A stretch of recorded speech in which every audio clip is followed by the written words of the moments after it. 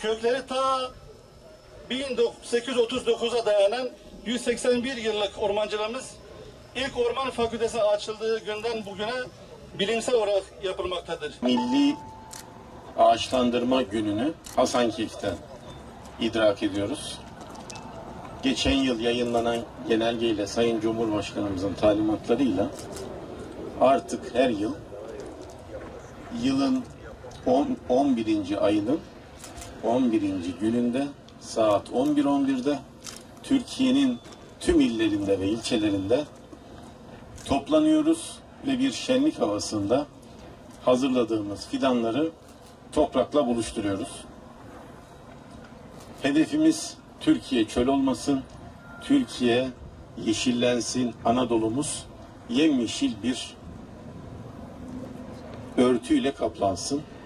Bu hususta Türkiye'de başta Tarım ve Orman Bakanlığımız olmak üzere bütün teşkilatlarımız, vatandaşlarımız çok ciddi bir bilinç ile çalışıyorlar. Hasankeyf özelliğinin de bir önemi var. Niye? Çünkü Hasankeyf bir dönüşüm içerisinde ve bu dönüşümün ve değişimin eksik kaldığı tek nokta yeşil bir örtü. İşte biz Milli Ağaçlandırma Günü'nde de tam burada bir mesaj veriyoruz. Şehrimizi taşıdık. Yeni evler, yeni binalar yaptık. Yeni bir şehir kurduk. Fakat ağaç birden olmuyor. Yeşil hemen olmuyor. Onu da yapacağız. Başladık, çalışıyoruz. Hedefimiz buradaki sloganda yazdığı bugün fidan, yarın nefes. Bu çok doğru bir slogan değerli kardeşlerim. Çünkü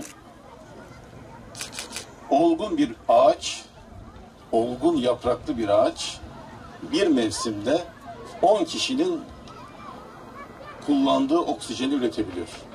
Bir dekarlık alanda, ağaçlık bir alanda üretilen, tüketilen, emilen karbondioksit bir aracın 42.000 kilometrede oluşturduğu karbondiokside eşdeğer. Yani ağaç, yeşil insanı yaşatıyor. İşte nefes, bizim nefesimiz ancak ağaçlarla olur. Bu hususta orman fakiri bir şehirde yaşıyoruz değerli kardeşlerim. O yüzden çok çalışmamız lazım. Çok emek sarf etmemiz lazım. Ve şehrimizin, özellikle de Hasankeyf'in tek eksiği olan yeşil bir örtüye şehirlerimizi, ilçelerimizi kavuşturmamız lazım. Yok abi.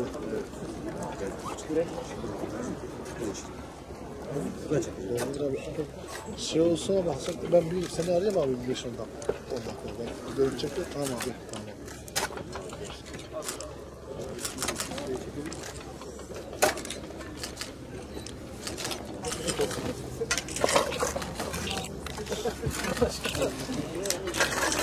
Biraz geniş. Şöyle bir çekilsene. Şöyle çekiyor mu? İnşallah. Hadi biz de. Hadi. Başkana ver, Davut Başkan da atsın. Evet. Yusuf Gül'den semaver Allah bize yerde ve gökte ne varsa Allah Teala izin veriyor. Kerem Başkan da atıyor. Kerem Başkan. Bunu da kuracağım. Aslan Başkan. Hadi bakayım. Bak bunu böyle dikmek şey değil. Bunu koruyacaksın. İnşallah. He? İnşallah.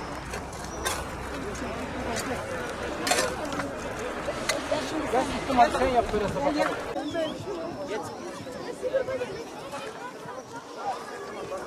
Çok